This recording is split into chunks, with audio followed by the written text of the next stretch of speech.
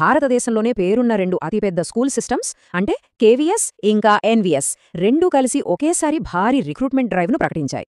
అవును, మీరు చూస్తున్న ఈ నంబర్ నిజమే. అక్షరాల 15,000కు దగ్గరగా ఉద్యోగాలు.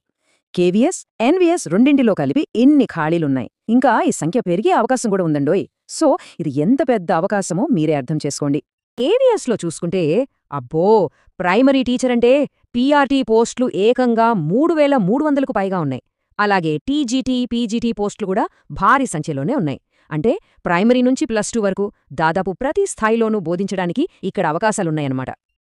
ఇక ఎన్వీఎస్ విషయానికి వస్తే ఇక్కడ టీజీటీ, పీజీటీ పోస్టులు కేవీఎస్ కన్నా ఇంకాస్త ఎక్కువగా ఉన్నాయి.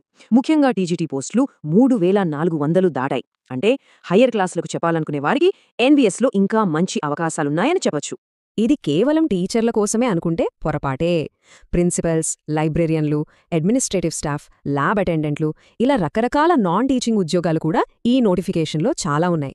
అర్హతలను సులభంగా అర్థం చేసుకోవడానికి ఒక టీజీటీ పోస్టును ఉదాహరణగా తీసుకుందాం. దీనికి ముఖ్యంగా 3 కావాలి. 1 సంబంధిత సబ్జెక్టులో కనీసం 50% మార్కులతో degree, 2 B Ed degree, 3 CTET paper 2లో క్వాలిఫై అయి ఉండాలి. చాలా వరకు టీచింగ్ పోస్టులకు ఇంచుమించు ఇదే ఫార్ములా వర్తిస్తుంది. వయస్సు కూడా చాలా కీలకమైన అంశం కదా. జనరల్గా పీజీటీ పోస్టులకు 40 ఏళ్లు, టీజీటీలకు 35, పీఆర్టీలకు 30 ఏళ్లు గరిష్ఠ వయోపరిమితిగా పెట్టారు.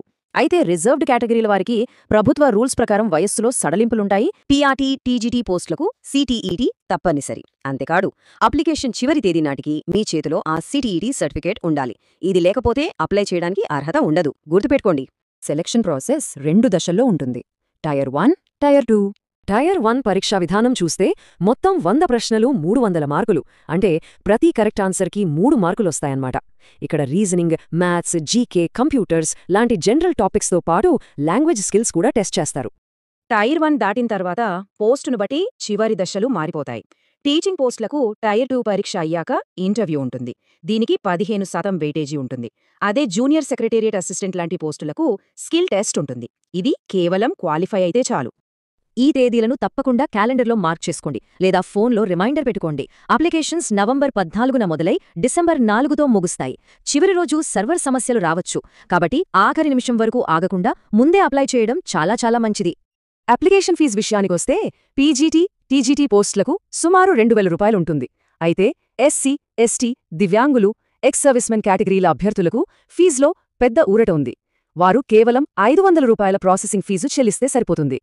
గుర్తుంచుకోండి, సరైన సమాచారం కోసం అప్లై చేయడానికి కేవలం ఈ అధికారిక వెబ్సైట్లను మాత్రమే ఫాలో అవ్వండి. అధికారిక వెబ్సైట్లను సందర్శించి ఈ గొప్ప అవకాశాన్ని సద్వినియోగం చేసుకోండి. అందరికీ ఆల్ ద బెస్ట్.